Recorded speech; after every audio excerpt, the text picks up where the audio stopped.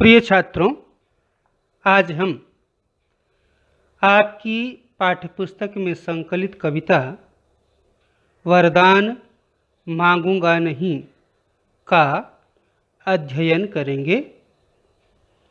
इस कविता के रचनाकार श्री शिवमंगल सिंह सुमन जी हैं।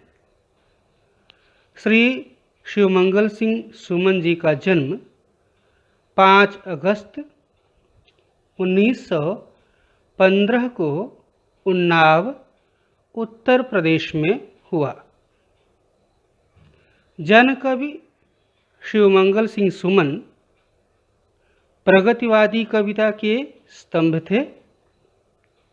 उनकी कविताओं में जन कल्याण, प्रेम, इंसानी जुड़ाव, रचनात्मक विद्रोह के स्वर मुख्य रूप से मुखरित हुए हैं। वे अपने समय के सामूहिक चेतना के संरक्षक के रूप में कार्यरत रहे। इनकी प्रमुख कृतियां हैं हिल्लोल, जीवन के गान, युग का मेल, मिट्टी की बारात, विश्वास बढ़ता ही गया, वाणी की व्यथा आदि। प्रस्तुत कविता एक गीत है। छात्रों, आइए हम पहले यह जान लेते हैं कि गीत किसे कहते हैं। स्वर, पद और ताल से युक्त गीत हिंदी साहित्य की महत्वपूर्ण विधाओं में से एक हैं। इनमें गेयता होती है। गेयता अर्थात इन्हें गाया जा सकता है। गीत मनुष्य मात्र की भाषा है। गीतों के माध्यम से मानव जीवन में ऊर्जा एवं ताजगी का संचार होता है। छात्रों, प्रस्तुत कविता वरदान मांगूंगा नहीं में कवि ने यह बताया है कि आत्मसम्मान और स्वाभिमान मनुष्य के वे गुण हैं जिनकी सराहना करते हम थकते नहीं हैं। प्रस्तुत कविता में कवि ने लोगों को स्वाभिमान से जीवन यापन करने, जीवन में कभी हार न मानने, सुख दुख में समभाव रखने तथा कर्तव्य पथ पर लोगों को डटे रहने की प्रेरणा दी है। छात्रों, यह कविता आरंभ करने से पूर्व हम इसमें आए कुछ विशेष शब्दों का अर्थ जान लेते हैं। वे शब्द हैं विराम। विराम मतलब रुकना, थोड़ी देर के लिए रुकना या आराम। महासंग्राम, संग्राम का अर्थ होता है युद्ध, रण, लड़ाई। तो इस तरह से महासंग्राम का अर्थ हो जाएगा बड़ा युद्ध, बड़ी लड़ाई। स्मृति, स्मृति का अर्थ है यादें। खंडहर, भग्नावशेष अर्थात किसी इमारत या भवन का टूटा फूटा हिस्सा या भाग। लघुता, छुटपन, वेदना, पीड़ा या व्यथा। ताप, गर्मी। यहाँ पर प्रस्तुत कविता में ताप जो है मन की व्यथा, पीड़ा के संदर्भ में आया है। अभिशाप अर्थ है, जिसका अर्थ है श्राप। एक मुहावरा भी इस कविता में है। वह मुहावरा है तिल तिल मिटना, अर्थात धीरे धीरे समाप्त होना। छात्रों, अब हम इस कविता के एक एक पद को पढ़कर उसका भावार्थ और उसका उद्देश्य, प्रेरणा, सीख आदि समझने का प्रयास करेंगे। तो पहला पद है, यह हार एक विराम है, जीवन महासंग्राम है। तिल तिल मिटूंगा पर दया की भीख मैं लूँगा नहीं, वरदान मांगूंगा नहीं। छात्रों, पहले हम ये जान लेते हैं कि वरदान का अर्थ क्या है। वरदान देवताओं से, ईश्वर से या दैवी शक्तियों से संपन्न लोगों से प्राप्त वह शक्ति है, सामर्थ्य है, क्षमता है, जिसके द्वारा हम असंभव को संभव कर सकते हैं, चमत्कार कर सकते हैं। हम में चमत्कारी दैवी शक्तियाँ आ जाती हैं। यह एक कल्पना मात्र है, यथार्थ में इसका अस्तित्व नहीं है। कविता पहला पद, यह हार एक विराम है, जीवन महासंग्राम है। कवि कहते हैं कि जीवन पथ पर चलते चलते हमें निरंतर संघर्ष करना है।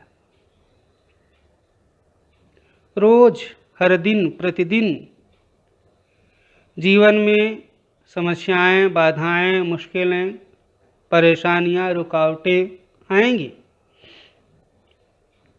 और हमें उन सब के साथ संग्राम करना है, युद्ध करना है, लड़ना है। और ये भी है कि जीवन में हम सदैव विजयी ही नहीं होते, हमें जीत ही नहीं प्राप्त होती है।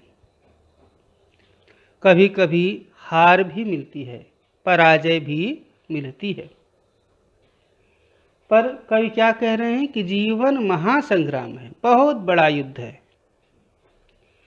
बहुत बड़ा युद्ध किस लिए कहा, क्यों कहा? कि जब से हम होश संभालते हैं और जब तक हमारी सांस चलती रहती है, सांसें चलती रहती हैं, तब तक जीवन में संघर्ष बना ही रहता है, कभी ये खत्म होने वाला नहीं है। इसलिए कहा गया कि जीवन महासंग्राम है, एक महायुद्ध है। और इस युद्ध में हमेशा विजय ही प्राप्त नहीं होती है, कभी हम जीतते हैं, कभी हारते हैं। कभी युद्ध में हार भी हो सकती है तो कभी जीत भी हो सकती है। तो इसलिए जीवन में मिली हार या पराजय से हमें डरना नहीं है, भयभीत नहीं होना है, निराश नहीं होना है, बल्कि यह समझना है कि यह हमारे लिए एक विराम है। थोड़े समय के लिए रुकना है, यह थोड़े समय के लिए रुक करके हमें फिर से आगे के युद्ध के लिए तैयारी करने का अवसर है, समय है। यह जीवन, यदि जीवन संघर्ष में हमें कभी कभी हार का सामना करना पड़े तो हमें विचलित नहीं होना चाहिए, घबराना नहीं चाहिए, हताश या निराश नहीं होना चाहिए। क्यों? कहते हैं विराम है, जिस तरह से हम कोई गद्य पद्य पढ़ते समय विराम लेते हैं, क्षण मात्र के लिए रुकते हैं, ऐसे ही वह जीवन में थोड़े समय के लिए वह पराजय या असफलता आती है। हमें उससे हताश या निराश नहीं होना चाहिए। कवि कहते हैं कि जीवन में मिली हार सदा के लिए नहीं होती, यह तो एक विराम की तरह है। इसलिए उस हार से डर करके, घबरा करके मनुष्य को दया की, ईश्वर से, परमात्मा से दया की भीख नहीं मांगनी चाहिए। कवि का ऐसा कहना है कि तिल तिल मिटूंगा, तिल तिल मिटूंगा अर्थात भले ही संघर्ष करते करते हमारा जीवन समाप्त हो जाए, मेरा जीवन समाप्त हो जाए, पर दया की भीख नहीं मांगूंगा। ईश्वर से, परमात्मा से वह कभी भी यह प्रार्थना नहीं करेगा कि हे ईश्वर उसे वरदान दे दे, दिव्य शक्तियाँ दे दे, उसकी सहायता कर दे, उसकी मदद कर दे। क्योंकि कवि अपने जीवन के इस संघर्ष को खुद लड़ना चाहते हैं। किसी से मांगने का अर्थ है अपने आत्मसम्मान और अपने स्वाभिमान को नष्ट करना। कवि को स्वाभिमान भरा आत्मसम्मान का जीवन पसंद है, स्वीकार है। इसीलिए वे किसी के सामने, चाहे वह ईश्वर ही हो, परमात्मा ही हो, उसके सामने भी हाथ नहीं पसारना चाहते, उससे विनती नहीं करना चाहते, प्रार्थना नहीं करना चाहते कि जीवन संग्राम में वे उसे ऐसी शक्तियाँ दे दें, इतनी मदद कर दें कि वह संघर्षों से पार हो जाए, सभी समस्याओं पर विजय प्राप्त कर ले। बल्कि कवि खुद स्वयं अपने जीवन के युद्ध को, लड़ाई को लड़ना चाहते हैं। तो छात्रों, इस कविता से हमें यह सीख मिलती है, इस पद से यह सीख मिलती है कि जीवन में परेशानियां आना स्वाभाविक है। हमें उन परेशानियों से लड़ने के लिए अपने आप को तैयार करना चाहिए। किसी के सामने हाथ नहीं फैलाना चाहिए, किसी से मदद की अपेक्षा नहीं करनी चाहिए। अब हम दूसरा पद देखेंगे। दूसरा पद है स्मृति सुखद प्रहरों के लिए। प्रहर, पहर समय की एक इकाई है। स्मृति सुखद प्रहरों के लिए, अपने खंडहरों के लिए यह जान लो अर्थात यह आप मान लीजिए, मैं पूरे दावे के साथ कह रहा हूँ कि मैं विश्व की संपत्ति चाहूँगा नहीं, वरदान मांगूंगा नहीं। कवि कहते हैं, प्रस्तुत पद में कवि ने कहा है, बताया है कि अपने सुख देने वाले क्षणों को यादगार बनाने के लिए और अपनी भग्न आकांक्षाओं, भग्न अर्थात टूटी फूटी, यहाँ पर जो खंडहर शब्द आया है, खंडहर का अर्थ है टूटा फूटा घर, मकान। तो यहाँ यही बताया है कि अपनी भग्न, टूटी फूटी, छोटी बड़ी आकांक्षाओं अर्थात इच्छाओं की पूर्ति के लिए मुझे यदि संसार की सारी संपत्ति भी मिल जाए तो वह भी मैं स्वीकार नहीं करूँगा। मुझे नहीं चाहिए, मुझे जितना मेरे पास है उतने में ही मैं संतुष्ट हूँ और उसी में मैं अपना जीवन गुजार लूँगा। मुझे यदि सारी दुनिया की संपत्ति मिले, दौलत मिले, तो भी मैं ठुकरा दूँगा। कवि अंत में फिर से कहते हैं कि मैं वरदान नहीं मांगूंगा, ईश्वर से किसी प्रकार की सहायता मुझे नहीं चाहिए, किसी प्रकार की मदद नहीं चाहिए। जो कुछ मेरे जीवन में सुख दुख है, हानि लाभ है, मैं उन सब का सामना स्वयं करूंगा। अगला पद है, क्या हार में क्या जीत में किंचित नहीं भयभीत में, संघर्ष पथ पर जो मिले यह भी सही वह भी सही, वरदान मांगूंगा नहीं। कवि कहते हैं कि क्या हार में, चाहे जिंदगी में हार मिले, पराजय मिले, असफलता मिले या जीत मिले, विजय हो, सफलता हो, प्रस्तुत पद का छात्रों एक ही संदेश है कि हमें जीवन में हर परिस्थिति में, चाहे दुख हो, सुख हो, शोक हो या प्रसन्नता हो, खुशी हो, आनंद हो, हर परिस्थिति में समभाव बने रहना चाहिए। सुख में न तो अति उत्साहित होना चाहिए और दुख में न ही भयभीत होना चाहिए। दोनों स्थितियां हमें समान भाव से ग्रहण करनी चाहिए। दोनों स्थितियों में हमें संयम बनाए रखना चाहिए, क्योंकि जब जीवन में संयम बना रहता है तभी हम जीवन को ठीक तरह से जी पाते हैं और जीवन पथ पर आगे बढ़ पाते हैं। इसलिए कवि कहते हैं कि क्या हार में क्या जीत में, मेरे लिए हार और जीत कोई विशेष मायने, कोई विशेष अर्थ नहीं रखते, दोनों ही मेरे लिए बराबर हैं। कवि कहते हैं कि चाहे मुझे जीवन में हार का सामना करना पड़े या मेरी जीत हो, मुझे इसकी कोई चिंता नहीं। मैं किंचित नहीं भयभीत में, मैं आमतौर पर जैसा होता है, सामान्य मनुष्यों की जिंदगी में जैसा होता है कि हार मिलने पर, असफलता मिलने पर, पराजय मिलने पर डर जाते हैं, हताश हो जाते हैं, निराश हो जाते हैं।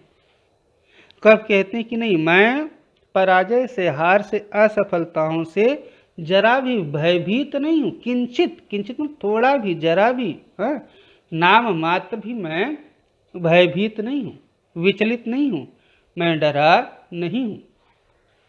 कर्तव्य पथ पर जो मिले, कहते हैं कि ये जीवन क्या है, कर्तव्य पथ है, हमें इस पर बढ़ना है, अपना कर्म करते हुए आगे चलना है। और इसमें जो भी मिले, क्या चाहे हार मिले, चाहे जीत मिले, चाहे सफलता मिले, चाहे असफलता हो, सुख हो या दुख हो, यह भी सही वह भी सही, मेरे लिए क्या है, दोनों बराबर हैं।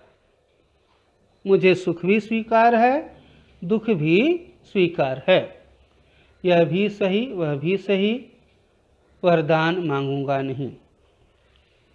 अंत में फिर कवि कहते हैं कि मुझे ईश्वर से, परमात्मा से कोई वरदान नहीं चाहिए। मैं जैसा हूँ वैसा ठीक हूँ। मैं अपने जीवन के युद्ध को स्वयं लड़ सकता हूँ। आगे है, लघुतान अब मेरी छुओ, तुम ही महान बने रहो। अपने हृदय की वेदना मैं व्यर्थ त्यागूंगा नहीं, वरदान मांगूंगा नहीं। कवि कहते हैं कि अपने हृदय की वेदना, अर्थात जो हमारे मन में, हृदय में वेदना है, पीड़ा है, मैं उसे व्यर्थ, बेकार में त्यागना, छोड़ना नहीं चाहता। क्योंकि जब मन में वेदना होती है, पीड़ा होती है, तभी मनुष्य संघर्ष करता है, कर्म पथ पर आगे बढ़ता है, उसकी संघर्ष शक्ति तेज होती है, उसका आत्मबल मजबूत होता है, प्रबल होता है, उसमें दृढ़ता आती है। इसलिए कवि कहते हैं कि मैं छोटा हूँ, लघुता अर्थात छोटा, लघु अर्थात छोटा। क्यों छोटा कवि कहते हैं? कि इस संसार में तो बड़ा एक ही है, जो सर्वशक्तिमान है, ऑल माइटी गॉड, जिसे हम परमात्मा कहते हैं। बाकी दुनिया में तो सब उससे छोटे ही है ना। कौन उसकी बराबरी कर सकता है? कोई नहीं। इसलिए कवि कहते हैं कि मैं छोटा हूँ, तो मुझे छोटा बने रहने दो, मुझे इस बात की कोई चिंता नहीं है। मेरी लघुता का उपहास मत उड़ाओ, मेरी लघुता पर आप किसी प्रकार की चिंता या अफसोस व्यक्त मत करो। मैं जैसा हूँ वैसा मैं संतुष्ट हूँ, तुम ही महान बने रहो। यदि आप अपने आप को महान समझते हैं, बड़ा समझते हैं, तो आप महान बने रहिए। अपने हृदय की वेदना, मेरे हृदय में जो वेदना है, जो पीड़ा है, उसे मैं स्वयं सहूँगा, बर्दाश्त करूँगा। मैं आपकी करुणा, आपकी दया पाने के लिए आपके सामने अपनी व्यथा, अपनी पीड़ा को व्यक्त नहीं करूँगा। यहाँ पर रहीम दास जी की एक दोहा है। उन्होंने लिखा है कि रहीमन निज मन की व्यथा, मन ही राखो गोय, सुन अठिलही लोग सब, बाँट न लई है कोय। उन्होंने कहा कि आज का ज़माना, आज के लोग इतने संवेदन शून्य हैं, इतने पत्थर दिल हैं कि उनमें दया, करुणा नाम की कोई भी चीज़, किसी प्रकार की भावना नहीं रह गई है। इसलिए हमें अपनी वेदना, अपनी व्यथा किसी के सामने इस भाव से नहीं व्यक्त करनी चाहिए कि लोगों से हमें सहानुभूति मिलेगी, मदद मिलेगी, सहायता मिलेगी। बल्कि आज लोग हमारी वेदना, हमारा दुख, पीड़ा सुन करके मन ही मन प्रसन्न होते हैं। दिखावे के लिए मगरमच्छ के आंसू भले ही वो दिखावें, पर उनके मन को प्रसन्नता होती है। इसलिए किसी के सामने अपनी वेदना, अपनी पीड़ा व्यक्त नहीं करनी चाहिए, क्योंकि जब हमें ही लड़ाई लड़नी है तो दूसरों के सामने अपनी कमजोरियों को क्यों व्यक्त किया जाए। अपनी वेदना, अपनी पीड़ा, दुख को कह करके उनकी दृष्टि में हम छोटे क्यों बने। तो अपने हृदय की वेदना मैं व्यर्थ त्यागूंगा नहीं, अर्थात मुझे इस बात की तनिक भी इच्छा नहीं है कि आपकी कृपा स्वरूप मेरी पीड़ा, मेरी वेदना कम हो जाए। मैं इस वेदना को सहना चाहता हूँ, क्योंकि इस वेदना से ही मेरी संघर्ष शक्ति को, मेरे आत्मबल को, बल में दृढ़ता आएगी और मैं अपने जीवन के युद्ध को, संघर्ष को लड़ सकने में समर्थ हो सकूंगा। अगला अंतिम पद है,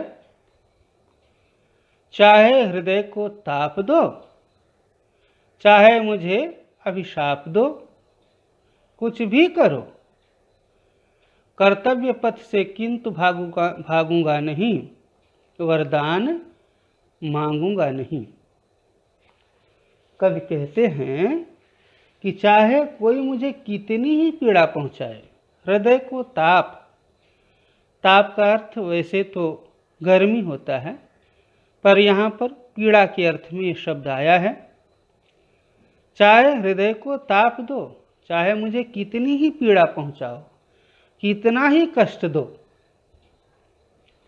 कितना ही मेरे दिल को दुखाए, मन को दुखाए, चाहे मुझे अभिशाप दो, चाहे कोई मेरी बुराई करे, दोषारोपण करे, मुझ पर दोष लगाए, आरोप लगाए, निंदा करे, क्योंकि ऐसा अक्सर हुआ है कि ईश्वर परमात्मा प्रारब्ध मेरी परीक्षा भी लेता है, हमारी संघर्ष शक्ति की, हमारे साहस की, हमारे धैर्य की परीक्षा भी लेता है। इसलिए कभी कहते हैं कि आप मेरी परीक्षा लेने के लिए चाहे मुझे ताप दें, जीवन में मेरे कष्ट, मेरी पीड़ाओं को और बढ़ा दें, रुष्ट होकर चाहे मुझे अभिशाप ही क्यों न दे दें, किंतु कुछ भी करो, किंतु मैं अपने कर्तव्य पथ से, जो हमारा कर्म है, जो कर्तव्य है, किंतु भागूंगा नहीं, भाग नहीं सकता, छोड़ नहीं सकता। जीवन में मुझे संघर्ष करना है, मैं संघर्ष करूंगा। जो अपना कर्तव्य करना है, मैं अपना कर्तव्य करूंगा।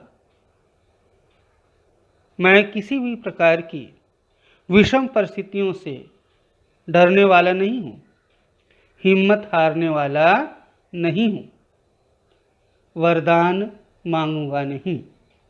अर्थात हे ईश्वर, हे परमात्मा, मुझे आपसे किसी प्रकार का वरदान नहीं चाहिए, किसी प्रकार की अनुकंपा नहीं चाहिए, कृपा नहीं चाहिए, करुणा नहीं चाहिए। मैं अपने जीवन के संघर्षों को, अपने जीवन की लड़ाई को खुद लड़ूंगा। इस तरह से छात्रों यह कविता समाप्त होती है। आशा है आप लोगों ने इसके भावार्थ, उद्देश्य को अच्छी तरह से समझा होगा। कविता का भावार्थ, कविता का उद्देश्य एक बार से आप फिर समझ लें। इसमें कवि ने यही बताने का प्रयास किया है कि जीवन में विषमताएं आएंगी, परेशानियां आएंगी, उलझनें आएंगी, बाधाएं हैं, रुकावटें हैं। जीवन आसान नहीं है। हर पद पर, हर पग पर, हर कदम पर यहाँ चुनौतियां हैं, पर हमें उनके सामने हार नहीं माननी चाहिए। उनका मुकाबला करना है, सामना करना है। हमें अपने लिए किसी के सामने हाथ नहीं फैलाना है, किसी से मदद नहीं चाहिए, मदद प्राप्त करने की अपेक्षा नहीं करनी चाहिए, क्योंकि जब हम किसी से किसी प्रकार की अपेक्षा करते हैं तो ही हमारा मान सम्मान सब समाप्त हो जाता है। एक दोहा है, उसमें लिखा गया है, आब गई आदर गया, नैनन गया स्नेह, ये तीनों तबही गए, जबहि कहा कछु देह। जब हम किसी से कुछ प्राप्त करते हैं, मांगते हैं, तो वहीं हमारा मान सम्मान, आदर, स्नेह, प्यार सब समाप्त हो जाता है, नष्ट हो जाता है। और यदि हम संघर्ष करते करते अपना जीवन न्यौछावर कर दें, तो क्या होता है, सबकी दृष्टि में हमें स्नेह प्राप्त होता है, सम्मान प्राप्त होता है, सबकी दृष्टि में हमें आदर मिलता है। तो इस तरह से हमें अपना आत्मसम्मान, अपना स्वाभिमान हमेशा बनाए रखना है। अपनी आवश्यकताओं के लिए, ज़रूरतों के लिए, जीवन में आने वाली परेशानियों के लिए किसी से मदद न तो मांगनी चाहिए, न तो अपेक्षा करनी चाहिए। इसके साथ ही यह कविता समाप्त होती है। छात्रों, धन्यवाद।